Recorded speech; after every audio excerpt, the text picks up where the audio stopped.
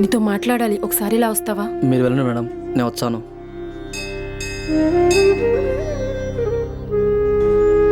ఈ విషయం నాకు మహాలక్ష్మికి తప్ప ఎవరికి తెలియదు.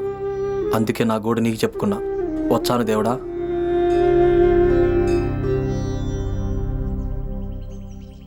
చెప్పండి మేడం.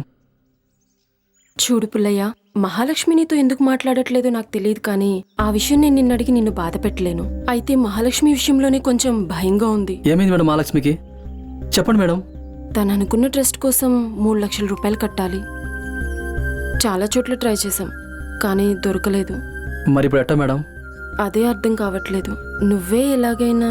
నాకంత డబ్బులు ఇచ్చే వాళ్ళు ఇక్కడ ఎవరు లేరు మేడం. అయినా నన్ను ఎవరు నమ్మరు మేడం. అయితే నా దగ్గర ఒక ఐడియా ఉంది. ఏంటో చెప్పండి. పక్కూర్లో ఖోఖో అని ఒక ఆట జరుగుతుంది. అది కూడా ఒకటే గేమ్. నీతో పాటు ఇంకో 9 మంది కావాలి. ఆ ఆట గెలిస్తే 3 లక్షల రూపాయలు